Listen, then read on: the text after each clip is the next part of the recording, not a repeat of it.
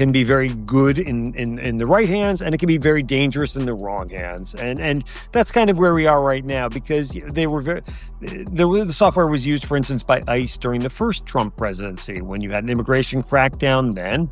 And the takeaway for many people, myself included, was that this is technology that would be very effective in the hands of an authoritarian regime.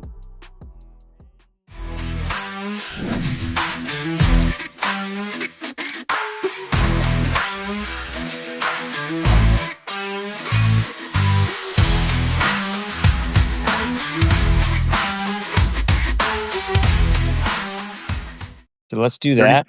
30 is perfect. And we had another fantastic guest earlier today, Catherine Bracey, who's from Tech Equity, who talked about the rise of venture capitalism, all these same people.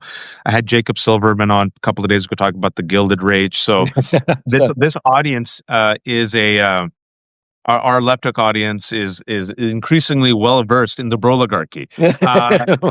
Karp is at its vanguard, so yeah, and also the timing is fantastic, because these people don't realize how sociopathic they are, Michael. So I'm so happy Alex Karp just decided, you know what? I'm so charming. Let me do a sit-down interview and reveal what a freak I am to the world, folks. You caught me in mid-conversation with author and journalist Michael Steinberger. Mike's new book is very important. I'm so glad that he reached out to me, because I didn't know it was out. It just came out recently, because I was like, man, I hope someone talks about Palantir, this evil as F company run by some of the world's worst people on earth, funded by Peter Thiel. The head, of course, is Alex Karp. And then the universe just gifts me, Mike, with this interview with Alex Karp, finally sitting down and revealing his supervillain plot and just his sociopathy. But the book is called The Philosopher in the Valley, which is a great title. Alex Karp, Palantir, and the Rise of the Surveillance State. And absolutely on point. The surveillance state. And Mike did the book. It just came out. Again, it's called Philosopher in the Valley. He's also a New York Magazine writer. Surveillance state.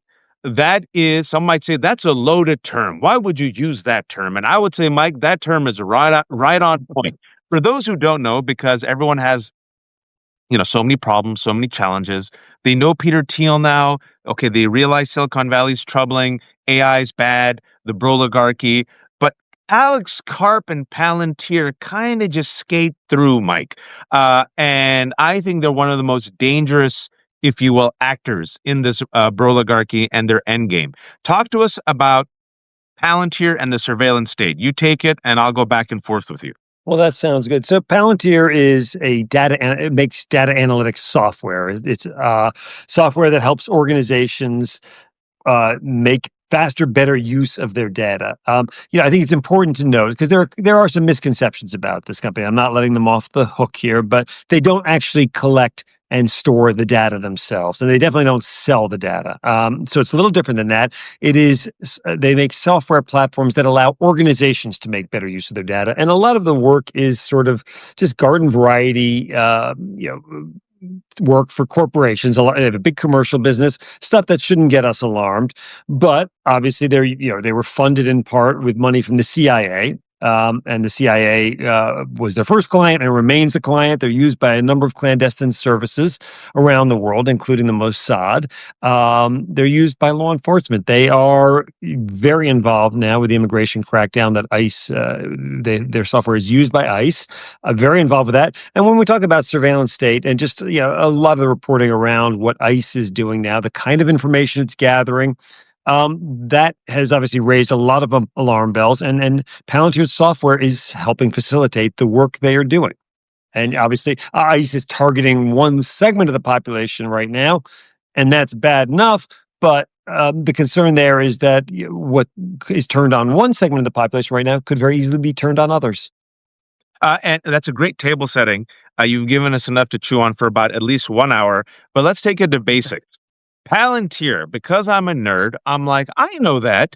That's from Lord of the Rings. Mike, can you tell us how Palantir was used in Lord of the Rings? What it is? What's it all about? These are the Seeing Stones in Lord of the Rings, and they can be used for good or bad. It's a very ambiguous device. Peter Thiel himself told me that the first time I interviewed him in 2019, and so I will say, not in their defense, but they recognize he and Karp have always recognized that this kind of technology can be very good in the right hands, and it can be very dangerous in the wrong hands. And that's kind of where we are right now, because they were the software was used, for instance, by ICE during the first Trump presidency when you had an immigration crackdown then. And the takeaway for many people, myself included, was that this is technology that would be very effective in the hands of an authoritarian regime. Mm. And here we are at the end of 2025, and Well, when did they start? When's their origin story? they started in 2003, and it grows out of. It's an interesting story. War on Terror. What's that? War The on war terrorism. Exactly. So basically, I will make the long story short. Peter Thiel was a co-founder of PayPal. Essentially, PayPal ran into trouble very early on, a lot of fraud, and it was costing the company millions, threatening to put them out of business. Basically, Thiel had some software engineers at PayPal design technology, an algorithmic way of dealing with the fraud. Basically, you didn't have enough eyeballs or hours in the day to sift through all the data that PayPal was collecting. So they came up with a software program that could do the sifting for them, and it identified suspicious patterns of behavior. And this ended up saving PayPal's business. PayPal's acquired by eBay in 2002. Thiel walks away with a lot of money. And then not long thereafter, so now this is post 9/11, he has this idea that, hey, these same anti-fraud algorithms that saved PayPal's business, maybe they could have applications in the war on terrorism, that maybe they could help intelligence analysts connect dots. And because, the 9/11 Commission's final report in 2004 said that 9/11 in part, the 9/11 attack was in part a data integration failure. The CIA had information, the FBI had information, they didn't talk, they didn't share, and 9/11 happened. And so Thiel had this idea that, well, maybe, there's a private sector solution to this, and this gave rise to Palantir. And so at the time, and I think this is important because I had an earlier conversation today with an author. She's Democrat. She worked in the Obama administration, and she said, at that time, and I'm from the Bay Area. I moved here to the East Coast 12 years ago because I Okay. married up Mike. I remember. Oh, break things, move fast. Oh, the sharing economy. Oh, fantastic. They're going to connect the world. Remember what Google said is do good, right? Remember Do that? no I'm not making evil. this up. Don't do evil. I'm not making this up, folks. Facebook is fantastic. And it wasn't just the Republicans. It wasn't just, MAGA. It wasn't just Trump. Also, Democrats were part and parcel like, yes, we need this technology. We Oh, yeah. want this. We're Yeah. going to invest in this. Yeah. Talk to us about that. Though it's interesting, though, because you're absolutely right. I mean, this was, the techno-utopianism. We've had no shortage of that. And that's why, so many people are looking at now the generative AI thing and saying, we've seen this before and we don't believe these people. But going back to Palantir was kind of an outlier in Silicon Valley in that it was a company with a very dark worldview. So there was none of this stuff. There was none of this techno-utopianism, like we're going to make the world a better place. And this is really very much tied to Karp and his outlook on the world. Alex Karp. Alex Karp, the company's one of the co-founders and now the CEO. And Karp has a very dystopian worldview, very much connected to his identity. He's an interesting figure. He grew up in the Philadelphia area. He's biracial. His father's a Jewish pediatrician. His mother is Black. She's an artist.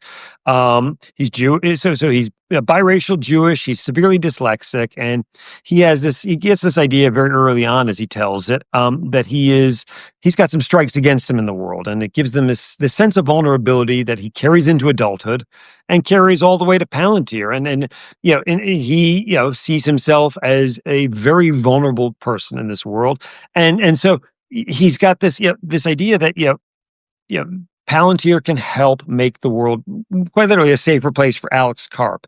And he just thinks that we have enemies. They want to kill us. We have to kill them first. And so, Palantir's elevator pitch was nothing like we're going to make the world a better place.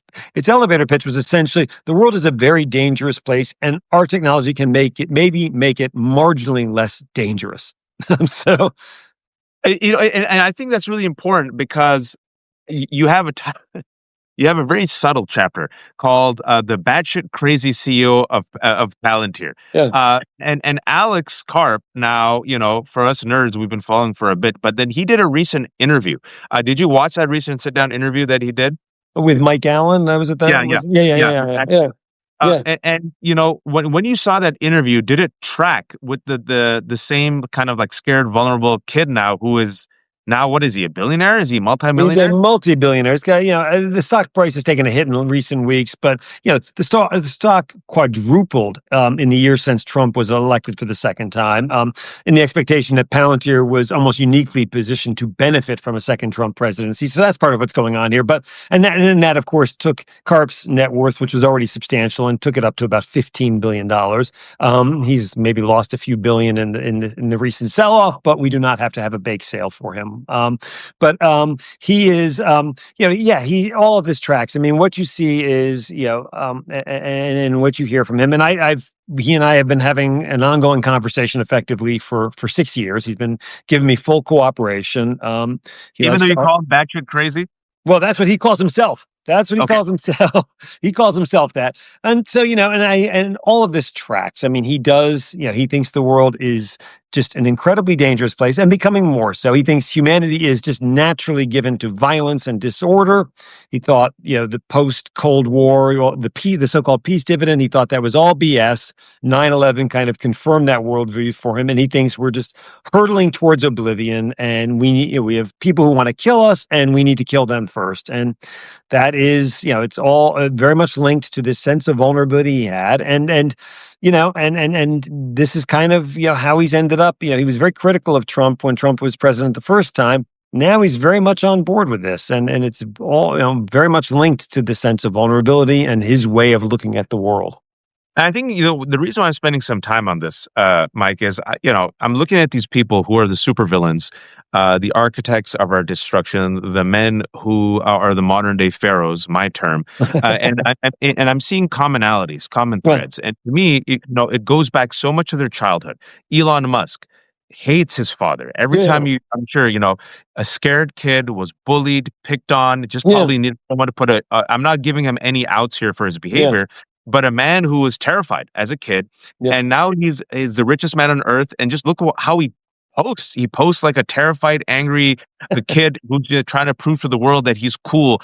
Alex Karp openly owns the fact that he's terrified of the world. Right? Yeah. Fear drives him, Yeah. and that's he admitted it. I'm Yeah. driven by fear. Peter Thiel, billionaire, Yeah. terrified of the world, just absolutely terrified. Doesn't believe capitalism is compatible with democracy. What's authoritarianism? Mark Andreessen. All these guys, Yeah. trans kids. Oh my God, Yeah. we can't control it. The fear of these broken men who are so powerful and wealthy, instead of using their wealth to be happy, they double down on cruelty. Well, Like, just yeah. to be Well, a couple things about that, because it's interesting. You make a great point. What's interesting about Karp is he's got this very dark worldview, but he's kind of, in contrast to some of these other guys, he's actually a happy person. Doesn't sound like it. The way I've described him to you doesn't sound like, but he actually is content with his life. He loves running this company. He's got a life that he enjoys. Some of these guys, and certainly Musk comes to mind as one. I mean, they're clearly unhappy people. That is blatantly obvious. And you could say that they've got so much money that they can they can make their misery our misery. Karp is a little different that way, but again, same. You make some really good points, and I would say this, and I mean, just as a general observation about these guys. I think one of the reasons they all got on board with Trump was not just because he won, not just because they had to. I mean, obviously the cravenness drips off of some of them like sweat, but I also think because they felt that their personal safety as well as their wealth was better off under, if we don't want to call it fascism, we can call it authoritarianism. I think that's part of what drew these guys to Trump as a group. That I think there's the fear factor. They are scared. I mean, you think about someone like Zuckerberg. I don't think it's an exaggeration to say he is someone who has done enormous harm to our world. absolutely. And he knows that. He knows that. And even if he can't bring himself to admit it publicly or even to himself, I think deep down he probably does know that. And I think these guys, I think fear is part of what drove them into the arms of Trump this time around. And this is also explains their fear, if you will, their radicalization in the past 5 years against woke, Yeah. women, LGBTQ pronouns, people of color, right? Like you see it consistently. But with Alex, we know about the open white nationalist connection with Peter Thiel. Yeah. We see it with Elon Musk, but Alex is a biracial man. He's a Jew and a black man, right? Yeah. Yeah. These are the two groups that Peter Thiel and Elon Musk's, if you will, fanboys hate. How does Alex reconcile that he's part and parcel of this ecosystem, creating Palantir as a surveillance state to help the rise of an authoritarian regime that is also very much linked in with eugenics, white supremacy, and Nazi conspiracies? It's a complicated picture, and his politics have evolved. I mean, he considered himself a socialist back in college and in law school. He went to Stanford Law. That's where he and Thiel became friends. And for many years, he has called himself a progressive. And I think you could say he had some views that could be, that could be fairly categorized as progressive. He even still has some, I think. I mean, he does believe in universal health care. He does, and he does think that inequality is a major problem in this country. And he says it in a way that doesn't suggest it's just lip service. He also he's always had some views that are outside of what we would consider progressive orthodoxy. He's been opposed to affirmative action forever. He's a gun enthusiast and a Second Amendment enthusiast. So a little hard to pin down, but always until recently, anyway, he strongly identified himself as a Democrat, as a progressive. And he, of course, this made him an outlier in Peter Thiel's universe.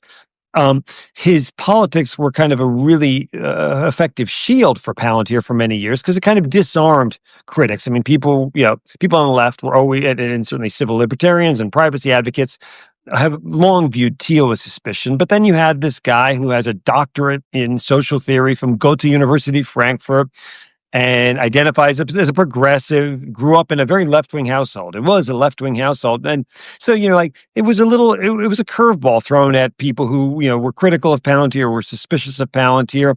And then, when we first started talking at Karp and I, it was 2019 and then into 2020. And so, it was around 2020 that reports surfaced that Thiel during the 2016 presidential campaign had been mixing a little bit with some well-known white nationalists. And I asked Karp about that. And he said, look would I be in this position? Would I, as a biracial Jewish guy, be in this position, the CEO of Palantir, if Thiel, had an issue with blacks and Jews and so forth? And that was his answer then. And so, that's just how he kind of saw things. And as for now, I mean, it's a really complicated story as I lay out in the book. I mean, he's, as a young man, college and high school, he very much identified with his black heritage. He was, we actually went to the same college. We went to Haverford College outside of Philadelphia. And we didn't know each other. It's amazing. It's a school with like fewer than 1,500 people. How do you spend 4 years on the same campus and never once exchange a word? But we somehow managed to do that. But he was a very much, a social justice activist, in college. And he, in our senior year, he helped organize an anti-racism conference at Yale. And he gave an interview to the Detroit Free Press a few months later in which he talked about how pervasive bigotry was on campuses, and he chided college administrators for not doing more to combat it, and said that then President Ronald Reagan had set a tone that allowed bigots to basically come out of the woodwork. In our yearbook, if you look at Alex's photo, he's wearing a keffiyeh. Wow. Yeah. Wow, I did not know that. He's What? wearing a keffiyeh in his senior yearbook photo. So now you know him as the guy who, after October 7th, was Yes. using every chance he could get to lash out at the kids protesting on campuses. Those kids would have been very intrigued to know that all those years ago that Alex Karp walked around campus with a keffiyeh. Well, you set me up perfectly because I was then going to ask you, based on what I know, another radicalizing moment for some otherwise sane people that we've seen in real time in the past 2 years was Hamas's attack on October 7th. But Yep. since then, the world sees, Israel, occupation, apartheid, genocide, like Yeah. war criminals, right? Alex Karp, though, the same man, I had no idea about this information, who wore a keffiyeh, has openly and proudly, even now, Mike, said, oh, Yeah. yeah, Palantir helps Israel. Oh, yeah, Yeah. Yeah. Palantir openly crushes the Palestinians. Oh, yeah, we've given them our technology without us. Oh, yeah, like he has openly gone to Israel several times, openly supported this war criminal administration, has openly said that Palantir has worked lockstep with Netanyahu's government to crush the Palestinian people. Yeah, I mean, How do you reconcile this? he is, he feels he's a very strong supporter of Israel, and this, it's ideological in part, but it's also personal. It goes back to this sense of vulnerability he has. I mean, he said to me at one time, I mean, he said to me years ago, he said fascism was his biggest fear. And he said that, if you're someone like him, you need to know there's a place you can go if things go sideways here. And Israel was that place. So very supportive, a deep emotional attachment to Israel. And after October 7th happened, he was horrified by what had happened, and Palantir already had an office in Tel Aviv. Mossad has been using its software for about a decade, and he basically said, "We are all in." And company took out a full page ad in the New York Times saying, "Palantir stands with Israel." And they have been willing to, the IDF wanted the technology, Shin Bet, the domestic intelligence services wanted it after October 7th, and Palantir's been very happy to provide it. I mean, there's been some misreporting around this. I mean, so for instance, there's a magazine in Israel called 972, which published a piece. This was probably within a year after October 7th, in which it talked about how the IDF was using a couple of different AI-driven targeting programs to target Hamas militants in Gaza. But this stuff was also claiming tremendous collateral damage. I mean, a lot of innocent people were being killed. And though that article didn't name Palantir, a lot of people thought, oh, that's got to be Palantir. Turns out it wasn't. I mean, they are not involved with those. They're involved with other stuff, but they're not involved with those AI-driven targeting programs used by the IDF. But it is kind of telling that, people just naturally assume that Palantir was behind it because it is very powerful technology. But other than that, they have been very robust in their support of Israel. And Karp, he said, part of, that early messaging after October 7th, there'd been a lot of protests a lot of internal protests at Palantir during the first Trump presidency over the company's work with ICE. And he had tolerated that. He understood that people were not happy, that it was, that there were legitimate moral and ethical questions around that work, and so he was willing to tolerate the dissent then. But after October 7th, when he's saying Palantir is all in here, that messaging was also intended for an internal audience to basically say to his employees, if you don't like this, you can leave. And that's exact. He went all in, folks. The guy who wore a keffiyeh, the guy who's biracial, the guy who was apparently social activist, the guy who said, "I created this to be against fascism." And he goes, "Oh, fascism for me, none for thee." These people scare me. So because they scare me, and I'm afraid of these Palestinians and these Muslims, I'm going to crush them. And then the United States is like, "Wow, you're doing gangbuster work there in Israel." Hey, Palantir.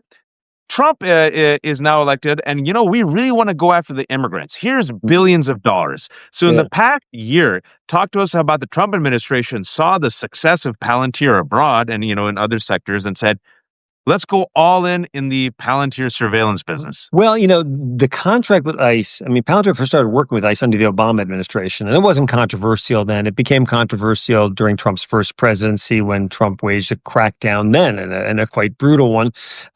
So, this time around, there were pre-existing contracts, and ICE has signed a new contract with Palantir, for a software program that can facilitate deportations.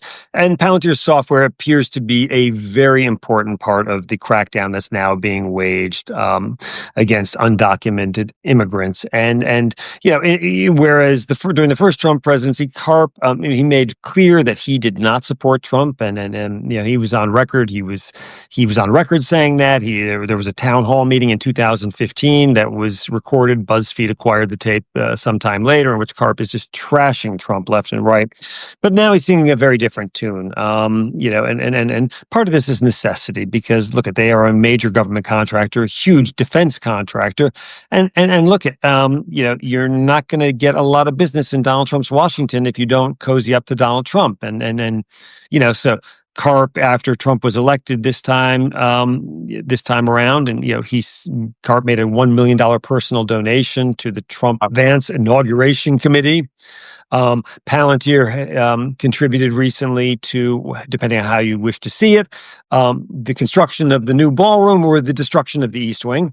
Palantir was one of the sponsors of the military parade that was held in Washington, I believe in June. It was ostensibly a parade to celebrate the 250th anniversary of the Army, though it coincided quite nicely with Donald Trump's 79th birthday. So they're doing everything they can to ingratiate themselves to Trump, and Karp is singing his praises whenever he gets the opportunity. And the other thing is too, whereas back during the first Trump presidency, Karp expressed to me and some others misgivings about the work with ICE. He said to me at one point that if ICE had approached Palantir during Trump's first presidency as opposed to under Obama, he might have thought twice about doing the contract. This time around, there's no caviling. There's not expressing any regret, any misgivings about what's going on. And in his view, the 2024 election, the public expressed a desire to keep the demographics of the country basically the same, and this is and he believes that Palantir, it's a government contractor.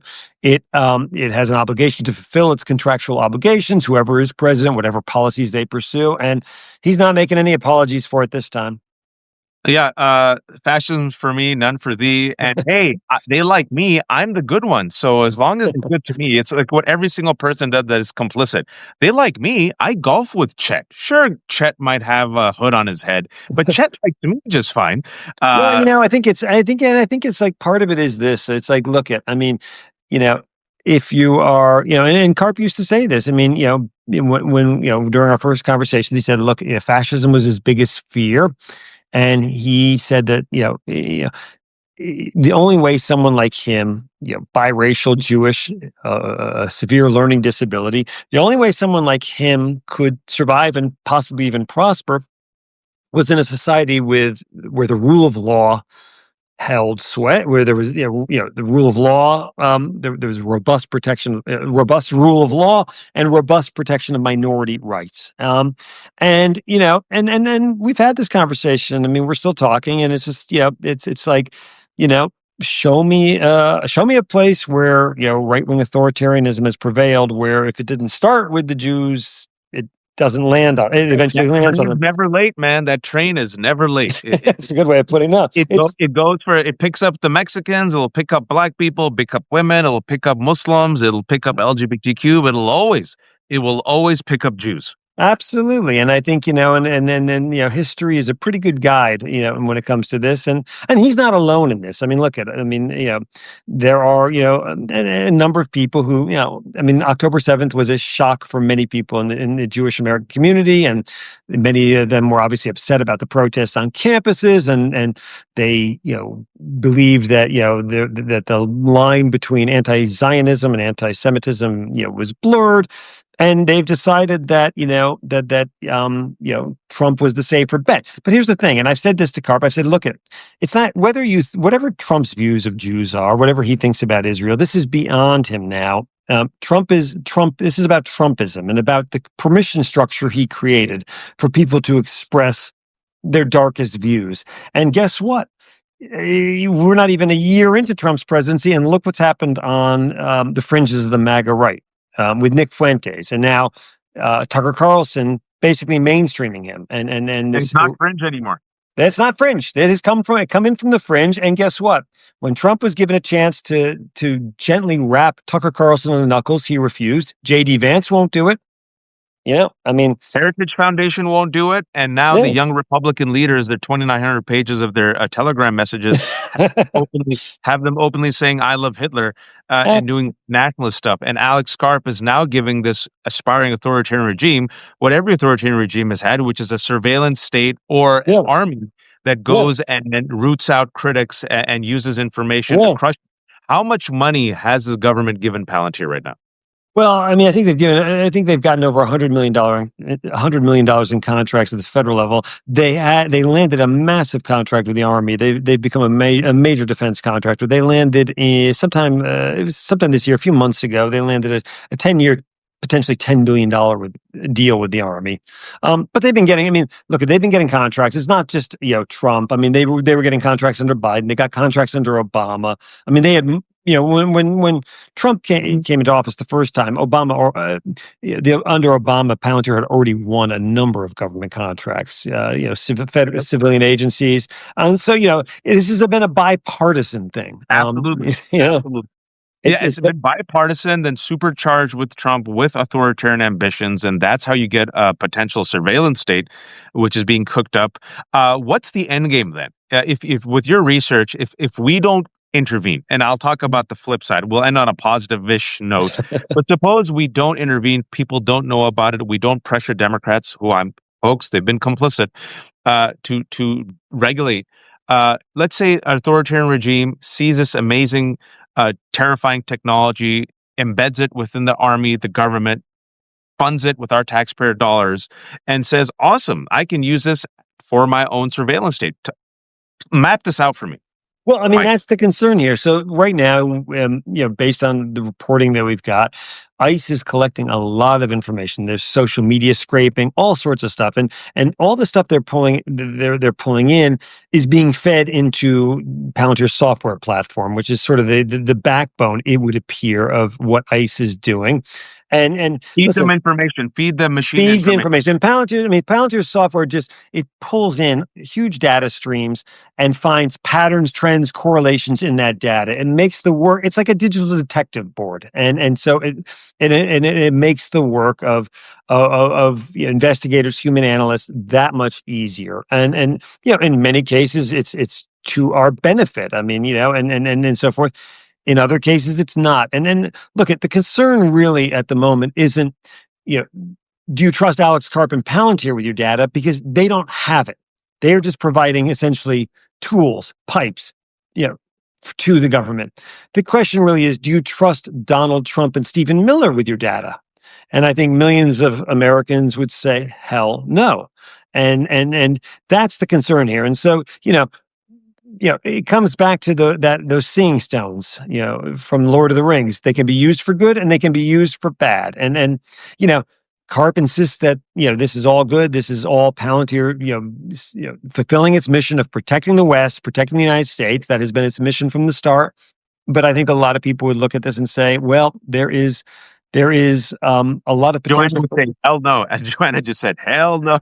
And I think a lot of people would look at this and say, no, this is a very powerful tool that's in the hands of people who are very dangerous, and giving them this technology that can help them do nefarious things ought to cause all of us to lose a little sleep. Okay, my final question, Mike, Yeah, and just to tease it out, I'm also going to promote your book. Is many people have been listening to this and they think this is inevitable, like we're effed, it's over. I think it's bad. I'm not a cynic, but I'm also a pragmatist. If I see a comet coming, my job is to tell you all there's a yeah. comet coming, but then do everything in my power to save as many people as possible or blow the comet out of the sky.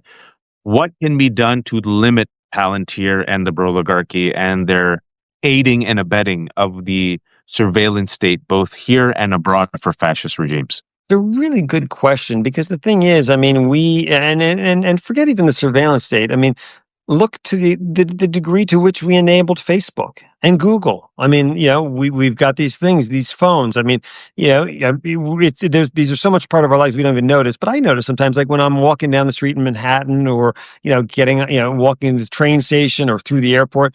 I mean, everyone is sitting there. I mean, everyone's buried in their phone, and Yep. everything you do on that is data for someone to use. Okay, Ah, and so. in that sense, the cat is out of the bag, and unless we're willing to really change how we operate, that's going to be it's going to be kind of difficult to put it back in the bag. But I would say this: I mean, we're not powerless. I mean, we can still vote. I mean, we still have elections, at least for now. And I think when there's enough of a backlash, and when people are sufficiently alarmed that they can say, look, we need to put a collar on this stuff. We need to rein this in.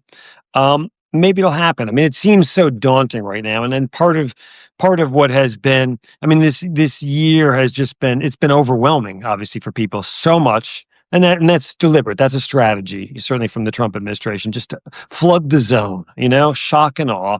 And I think, the fact that he was elected again, and then just the way they've gone about this, just this frontal assault on basically everything. I think it's put a lot of people on the back foot, and people just feel overwhelmed. But I think it just begins with, just put pressure on members of Congress to say, hey, look and listen, there were members of Congress, after there reports started circulating, concerns started being raised about the possibility of the Trump administration building basically a massive surveillance apparatus and using Palantir to help do that. A number of members of Congress issued a statement, basically saying to Palantir, you hold on to your emails. Because if power change, if we have a change in power, if one of the houses of Congress flips, we're going to be having discussions. Absolutely, folks. Absolutely. And it's up to us, the majority, to put pressure on Democrats, because a recurring theme, I hope people have been paying attention, it ain't just Republicans. It's bipartisan. They all get paid by the broligarchy. They all get paid by Silicon Valley. They've all helped create this. And my fear is if they get power, it'll be they're too big to fail. I don't know. Let's give them another shot. But folks, this is generational damage.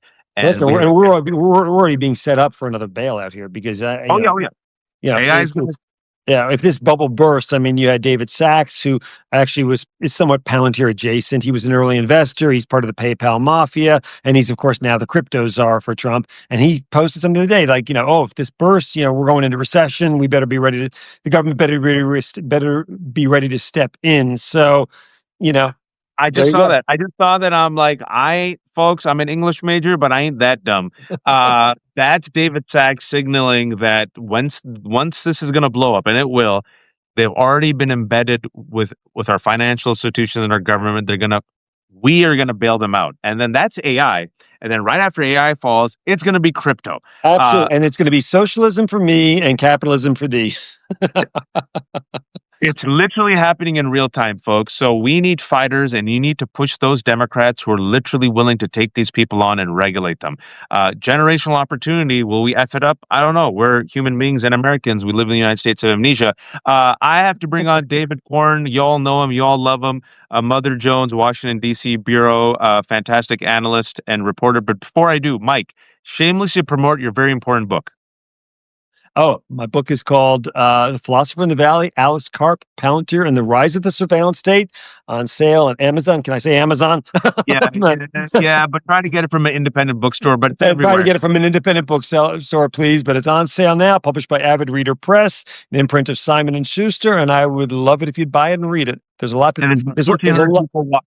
1,400 people watching. I'm going to put this up later, hopefully today or this week, and I'm going to have a link to the book. The book talks about Palantir, Alex Karp, Peter Thiel, these individuals, their psyche, why they created it, the technology, how it's being used, how it's being abused, and also how we can hopefully regulate them. We have to, folks. We have to regulate. Listen, I mean, just one last thing. I mean, if you think about the issues that have dominated the headlines this year, AI, Doge, ICE and deportations, Gaza, Iran, Palantir has been at the absolute center of all of it. And if you kind of want to understand the moment we're living in and the future we're hurtling towards, you need to know something about this company, and you need to know something about the very idiosyncratic figure behind it, Alex Karp. Who's batshit crazy according to his own description of himself, folks. The world's worst, most reckless people are going to destroy humanity unless we intervene. Mike, thanks so much, man. Come back anytime. Thank you for having me. It was a pleasure. Take care, everyone. Folks, Take it. I'll be back in 1 minute. Join us for a Politics of the Day with David Corn.